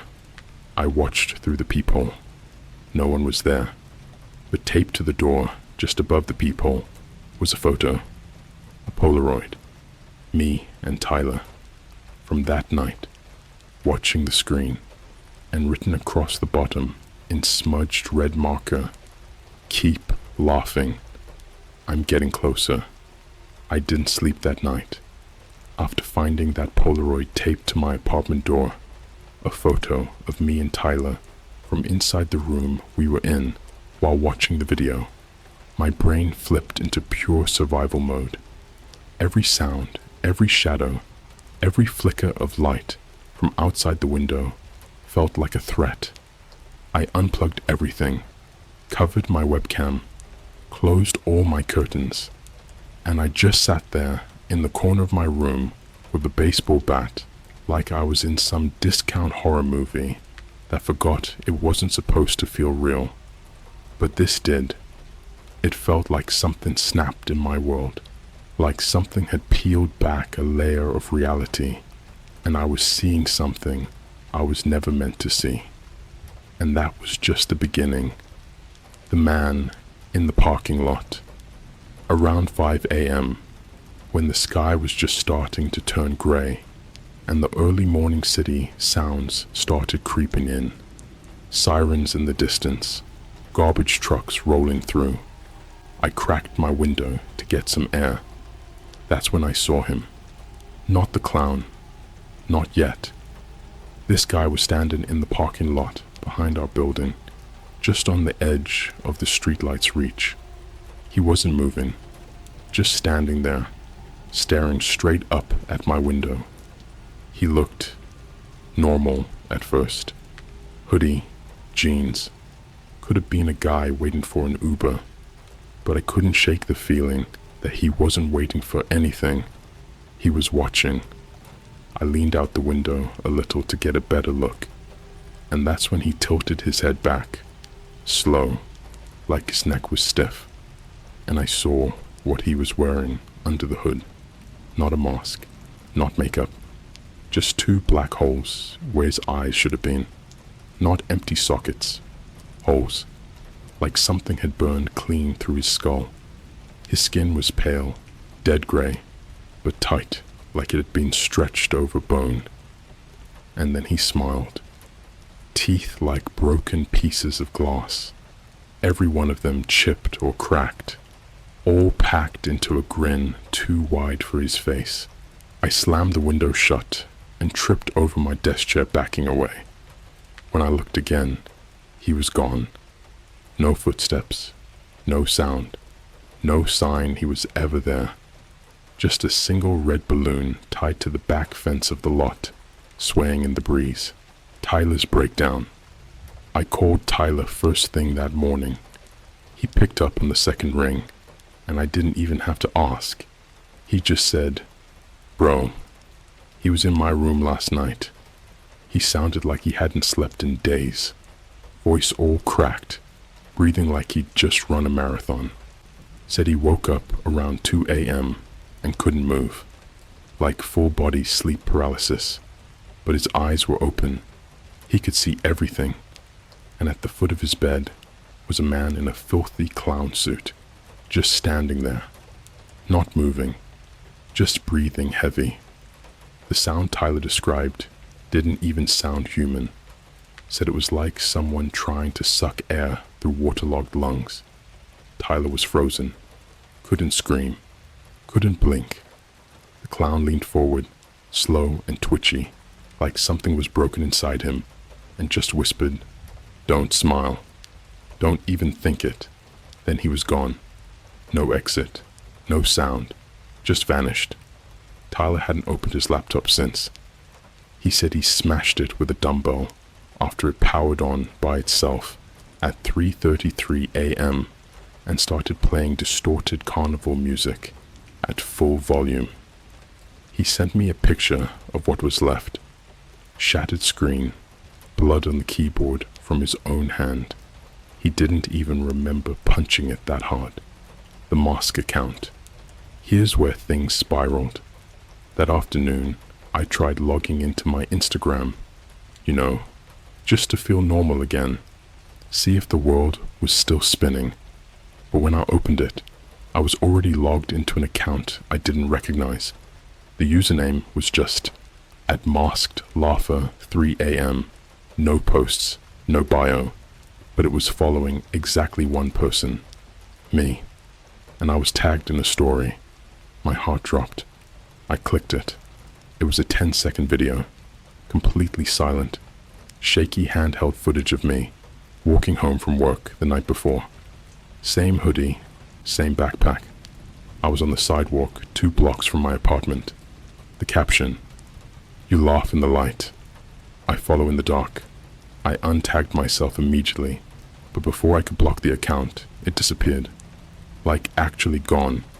Not private, not deactivated, just erased. I reported it anyway, but Instagram support hit me back with the weirdest error I've ever seen. This account cannot be reported. It does not exist in your dimension. What the actual hell does that even mean? I screenshotted it, but when I went to check my camera roll, the image was corrupted, just static, red lines across a black background, like something from a VHS tape melting in real time. And then my phone buzzed. A text. No number. Just a single period in the from line. Then a voice message, 8 seconds long. All it was laughing. But it wasn't human. It was like a broken child's toy. High-pitched, warped, glitchy. And underneath the laughter, I swear on my life, you could hear a second voice, whispering something low, barely audible. I looped it over and over, trying to clean it up with editing apps, and I finally made it out. The teeth are where I start. The stranger at Starbucks. I had to get out of the apartment. I felt like the walls were watching me. So I went to Starbucks, not the one down the street, 2 towns over, where no one knew me. Sat in the far back, hoodie up, earbuds in, laptop open. Tried to lose myself in some dumb YouTube videos. Watched like 3 in a row before I finally laughed at one. A stupid prank compilation. That was all it took. I laughed. Not loud, just a dumb little snort. And then I saw him.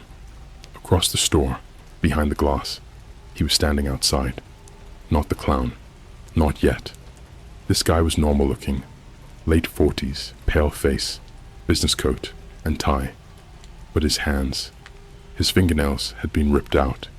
Each finger had a long red trail down the wrist, as if the blood never dried. And he was just staring at me, through the glass, not blinking. I mouthed, "What do you want?" He lifted a hand and pressed something against the window. A Polaroid. Another one. This time, it was a picture of me at that very Starbucks, sitting at the table I was still at. But in the background of the photo, barely visible, was a clown face in the reflection behind me. Stretched grin, wide black eyes. He was right behind me in the photo. I whipped around so fast I knocked over my drink. The barista stared at me like I was insane. Nobody was there. I ran outside. The man was gone. All that remained was the photo, taped to the outside of the glass. The laugh.x. Update. Back at the apartment, I found Tyler outside, sitting on the curb, chain smoking. He looked like a husk. Pale. Shaking. "Dude," he said. "The program, it updated. I didn't even know it was installed. Apparently, when we clicked the button on the dark web page, something downloaded in the background. A file buried in his system files. He found it while trying to reinstall Windows on a backup laptop. The file was labeled laugh_v 2.3 final_awakening.exe. It was locked. Couldn't delete. Couldn't even move it. He tried opening it again, just to see, and the screen turned red this time. Just one single phrase in white courier font. "You laughed while others died. Time to join them," and then it forced his webcam on again. Only this time, the feed was from inside our apartment, but not his room. Mine. And I wasn't in it.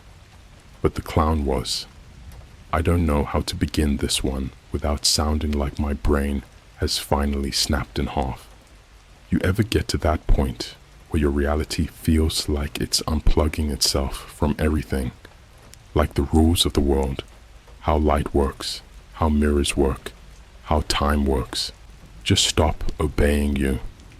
That's where I am now. Not scared, just unanchored. Like whatever the hell is happening isn't just haunting me anymore. It's reprogramming my world. Like this thing, the clown, the laugh.x, whatever it really is, has started editing reality around me. And it's not trying to kill me. Not yet. It's doing something worse, something deeper. It's replacing my reality with a game where I'm the punchline. The bathroom incident 2 nights ago. Something changed. I hadn't laughed since the Starbucks moment. Not once. I kept my mouth shut. Even when something funny slipped past on TikTok or Twitter, I muted all comedy channels, deleted memes from my phone, even stopped talking to Tyler unless I had to. I was terrified that any sound of joy would bring him closer. But the thing is, it doesn't matter anymore, because now he comes even if I don't laugh. I was brushing my teeth around 3 a.m., trying to keep some sense of routine. Lights on, mirror fogged slightly from the hot water. I felt weird, like I wasn't looking at myself anymore, like something else was staring back at me through my reflection. And then I heard it, the sound of teeth hitting porcelain. One, then another, then another. Clink, clink, clink. I froze, looked down. There were teeth in my sink. Human, yellowed, some with bits of black gum tissue still attached. 12 of them, perfectly spaced around the drain, in the shape of a smile. I stepped back, and the bathroom light flickered, then cut out completely. Pitch black. Total silence. Then I heard the sound again. Breathing. Right behind me. No footsteps. No movement. Just slow, wet, rattling breaths. Like someone was exhaling through a broken throat. I couldn't move. Couldn't speak. I was paralyzed. And then I heard a voice, so close to my ear, I could feel it drip onto my shoulder. It's always the back teeth first. The ones you don't see. The ones that rot the longest before they die. The screams in the walls. Tyler hasn't left his room in 3 days. I tried knocking, texting, calling. Nothing. I slid food under the door. The plates always come back out clean, but I haven't heard him. Not since the night the webcam showed the clown in my room. But I have heard something else. Scratching. From inside the walls. Not like mice or rats. This is slow, deliberate, patterned. Almost like someone is carving symbols into the drywall, 1 inch at a time. I pressed my ear to the wall one night just to confirm I wasn't losing it, and I heard something that made me vomit instantly. It was a woman's voice, but not speaking. She was sobbing, wailing, whispering something in this high-pitched, baby-like voice that barely sounded human. It's in his skin. It's in his skin. Pull it out. Pull it out. I punched the wall. Nothing there. No pipes. No space. Just voice. And it didn't stop for hours. At one point, I heard screaming laughter, deep, full of spit and hunger. Then silence. Then scratching again. I haven't gone near that wall since. The McDonald's drive-through tape. This part is going to sound impossible, but I swear on everything. I swear on my mother's grave. It happened. Tyler's older brother, Nick, works at a 24/7 McDonald's, about 15 minutes from us. 2 nights ago, he texted me this video from their drive-through security cam. Said he thought it was a prank until he saw the plate number on the car. My car. The timestamp was from 2:44 a.m. I was home, asleep, or at least I thought I was. The video shows my car pulling into the drive-thru. Nobody's in the driver's seat. Like, actually, nobody. It just rolls forward slowly until it stops at the speaker box. And then, through the mic, this warped, shrieking laugh comes through. Not from inside the car, from the drive-thru mic. And then, a voice. Can I get a smile with that? Dead silence. Then the headlights blink. Once. Like a yes. The screen goes black. Nick said, when he went outside to check, there were 2 bare footprints in the drive-thru lane. Wet. Long. Too long. As if someone had walked barefoot across hot pavement. The skin was peeling off in sheets, like burned rubber. But the most disturbing part, there was a bag of food in the car. Inside my locked car. I opened it that morning. It was a filet-o-fish with a set of false teeth jammed between the buns, a clown nose on top, like a cherry. No ketchup, just blood. The live stream that wasn't live. Last night, I got a notification from YouTube. An unknown channel titled Live Laugh Chain was premiering a stream in 60 seconds. The thumbnail was blurry, but it looked familiar. I clicked. What I saw made my lungs lock up. It was a live stream of me, sitting in my room, real time, watching the stream. I checked my webcam, covered, checked the windows, locked. Still, the stream showed me. Same clothes, same position. But then, on the stream, I saw something move behind me.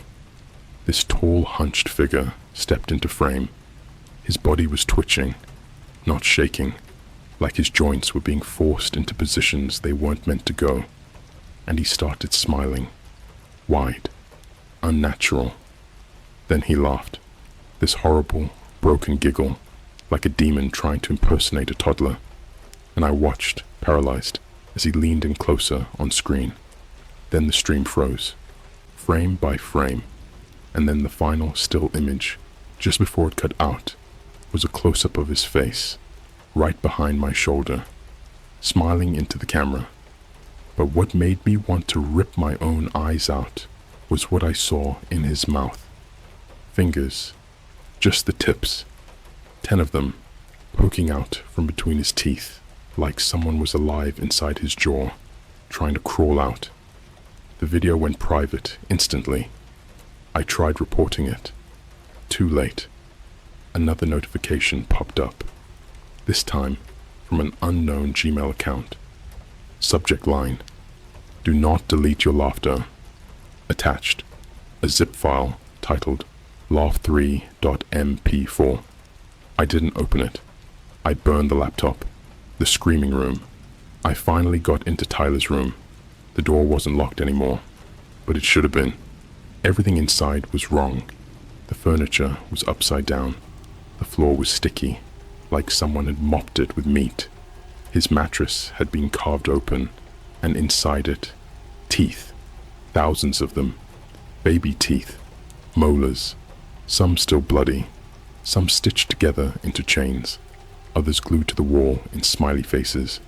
His laptop was melted, like literally melted, fused to the desk like a candle left burning too long, and the ceiling was covered in handprints, all facing downward, as if dozens of people were on the other side trying to break in from above. But Tyler, gone. No note, no blood, just a recording playing on loop from a small Bluetooth speaker under the bed. His voice, whispering. He doesn't need laughter anymore. He needs a host. Then laughter. Then silence. Then something knocked from inside the closet. I didn't open it. I left. I haven't been back since. If you're still reading this, you're already infected. It's not about if he comes. It's about when you laugh. And if you do, you'll feel the teeth in your dreams. It's not just me anymore. It was, for a while.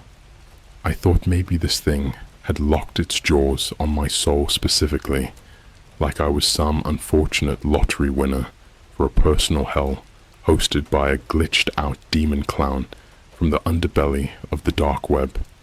But now I know he's spreading. It's like this disease. A virus made of sound and fear. A joke with no punchline, just teeth. Something that rides laughter the way a parasite rides blood. I don't even think he exists in a physical place anymore. He exists in moments. And the more people hear about him, laugh at him, joke about how it's just a story, the more real he becomes. And something woke up in my apartment walls. The screams in the vent. I've been hearing them for 2 nights straight now. It started as whispers, just the sound of breath moving behind the vents, but not one breath, multiple, like a room full of people just standing completely still, breathing in sync, like they're all waiting for something. I took the cover off one of the vents in the kitchen and slid my phone in to take a photo. Biggest mistake of my life. The photo showed what looked like a hallway behind the vent. Not part of my building. It couldn't be. There's no architectural way there could be space back there. But the image showed a strip of red carpet, dim carnival lights overhead, and the shadow of a carousel horse swinging back and forth like it was dangling from a hook. No people, just the sound of children laughing, except they weren't happy laughs. They were the kind of laughter that happens when something breaks inside a person, like they'd been laughing for so long they forgot how to scream. And under all of it, a deep, guttural growl, not like a lion or anything natural. It sounded like a drain trying to swallow a body whole. The man with no face at Subway. I left my apartment. I had to. I needed noise, normalcy. I thought being around people might dilute whatever the hell was happening to me. So I walked to the Subway down the street. Figured I'd grab a sandwich, sit down, maybe scroll Twitter, just exist around humanity for 5 minutes. There was only one other guy in the place, sitting alone in the back booth, facing the corner like a punishment. He was completely still, wearing a tattered gray hoodie with the hood pulled low. Something about his body language was wrong. Too stiff, like he'd forgotten how bones were supposed to bend. I tried to ignore him, ordered my sandwich, sat down with my back to the wall so I could see the exit, and then I looked up at the security mirror above the soda machine. He wasn't facing the wall anymore. He was facing me, except his face was gone. Not just blank, gone. A smoothed over sheet of skin where everything should have been. No eyes, no mouth, just the faint outline of a too wide smile, like something had been stitched shut and left to heal that way. And when I blinked, he was gone, just vanished. But in his place, sitting in the booth where he was a pile of human teeth, stacked into a perfect pyramid. One of them had a small sticker on it. Laugh and receive prize. I ran. Didn't pay for the sandwich. Didn't breathe until I got back to my apartment. And there, waiting on my door, was a box. The teeth box. It was a glossy white cardboard box, tied shut with a red ribbon, like some kind of gift you'd get from a birthday party for a kid you don't like. I should have thrown it out. I should have burned it. Instead, I opened it. Inside was a clown mask, handmade, the kind of thing that looks like it was sewn together from scraps of plastic and skin. The eyes were made from actual glass eyeballs, taxidermy, I think. But what destroyed me, what broke something deep in me I can't ever fix, was the mouth. It was a real jaw, human, complete with gums, pink and wet, and a row of child-sized teeth nailed into the bone at angles that didn't make sense. Not parallel, not aligned, just placed, randomly, like the person who built this didn't know how a human mouth was supposed to look, or didn't care. Under the mask was a small flash drive. I didn't want to plug it in, but I did. The game show footage. The video on the drive was grainy VHS-style footage of a game show. Old school style, 80s colors, stage lights, confetti falling, but the audience was empty, just a sea of red plastic chairs. And the host? It was him, the clown. He didn't move like a person, more like an animatronic with broken servos. His head would twitch suddenly sideways, or snap backward in a full arc before slamming forward like someone hit a reset button. He wore a fake smile over his real one. You could see the stitches holding it on, twitching every time he talked. There was only one contestant, tied to a chair, bag over their head. You couldn't hear the host's voice. It was muted, but subtitles appeared. Round 1. Laugh or lose your tongue. The contestant didn't laugh. He lost. The clown pulled out what looked like a rusted pair of pliers and leaned in. You didn't see it happen, but you heard it. You heard the scream, the snap of muscle, the wet slap of something falling to the floor, and the laugh track played over it like a sitcom. Canned audience laughter, roaring, howling laughter, and the clown just stood there, holding up the tongue like a prize, while blood pooled at the contestant's feet. Then the video cut to black, and a final message appeared. Round 2 starts when you laugh. The file deleted itself instantly after. The carnival beneath my apartment. Last night, I went back to the vent. I had to know. I had to see. I pulled the vent cover off, grabbed my flashlight, and started reaching in. Except, this time, there was no end. My arm just kept going. I could feel cold air, smell cotton candy, hear the faint rumble of calliope music, but slowed down, like someone was playing carnival music through an underwater speaker, dragging each note out like a scream. I felt something grab my wrist. Not hard, just cold. Fingers, thin, like bones with skin stretched too tight. And then something spoke into my hand. Not my ear, not my mind, my hand. The bones in my fingers vibrated, forming the words from inside my own body. Come laugh with us. The show is dying without you. I pulled back. My hand came out, wet. Not with blood, not with sweat, with paint, clown paint. My fingers were smeared red and white, and I swear to God, I could see something smiling back at me inside the vent. Just the glint of teeth. No eyes, no face, just the mouth. Wide, expectant, hungry. Tyler's return at 4:12 a.m. this morning. I heard my apartment door unlock. Not open, just unlock. The deadbolt twisted on its own. When I checked, the door was still shut, but on the floor was a new Polaroid. Tyler. But it wasn't a picture of him now. It was from inside that damn clown game show. I recognized the set, the lights, the red chairs. He was tied to the same metal chair, mouth taped shut, eyes open and begging. On the back of the photo was a new message. Round 2 begins now. There's no running anymore.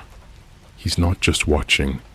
He's inviting me in, and I think I'm going to laugh. This is the part where I wish I could say I survived, that I fought back, that I became the final boy, or whatever garbage horror movie cliche people like to cling to when they think they can outsmart the supernatural. I wish I could say this ends with light. It doesn't. There's no light here. Just teeth. Just laughter. Just the final act, the last punchline, and it's not funny. The box from my own hands. When I woke up this morning, my fingernails were cracked and bleeding. My hands throbbed like I'd been clawing at concrete all night. Under my nails were bits of splintered wood, and something else.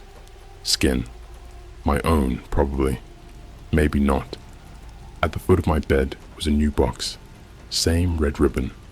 But this time, there was a note taped to the top, not typed, handwritten in some kind of thick, oily ink that smelled like burning rubber and pennies. It said, "You made this. Do you remember?" Inside was a set of photos. Photos I don't remember taking. Photos of me, smiling. In each one, I'm in a different place. A school hallway, an airport, a Chuck E. Cheese that's been closed for 10 years. In all of them, I'm in the background, and in the foreground, children, laughing, but something's wrong with their faces. Their mouths are too wide, like their skin is being pulled from the inside by fishhooks. and their eyes are gone, not scooped out, just missing. Hollow sockets, like someone replaced them with black marbles. Some of them have tubes running into their necks. Others have surgical scars shaped into smiley faces across their chests. One of them was wearing a birthday hat. There were 12 photos, 12 kids. And the last photo? It's me, wearing the clown mask, holding a hammer, covered in red. But here's the thing, it's not blood. I looked closer. The liquid dripping off the hammer isn't red. It's black, almost like oil. And in the corner of the photo, behind me, scribbled on the wall in sharp, jagged lettering, the smile doesn't die, it spreads. The walls melt. At 3:33 p.m., the walls started melting. Not metaphorically, literally. The drywall began to bubble, like it was being boiled from the inside. Paint peeled in strips like sunburnt skin. Behind it wasn't insulation.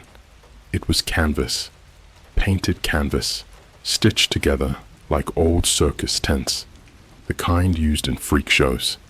There were images drawn on them, faces, thousands, screaming. Some had their jaws unhinged, others had their tongues pulled through slits in their throats, and all of them were drawn in a single color, toothpaste white. I tore one section off and saw it pulsing underneath. The material was alive, breathing, warm. I heard it whisper as I peeled it back. Keep smiling. The children are watching. And when I looked behind me, my entire mirror had turned into a two-way window. On the other side, an audience. The laughing audience rows and rows of people, maybe 100, maybe 1,000, all sitting silently, watching me. Their mouths were sewn open into massive, permanent grins. Their jaws stretched far beyond normal anatomy, like their bones had been reshaped for performance. Some had no arms. Others were missing their lower halves entirely, just stumps and blood pooled beneath their seats. But they were still smiling, still laughing, but it was silent. The laughter didn't come from them. It came from the walls, from the air, from me.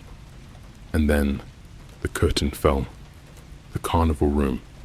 It started in the center of my floor.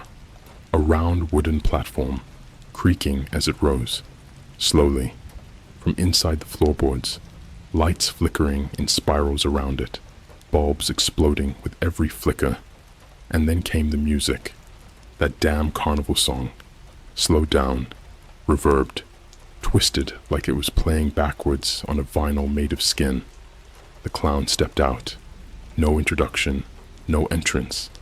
He was just there, 7 feet tall, bent backwards like his spine was broken in 3 places.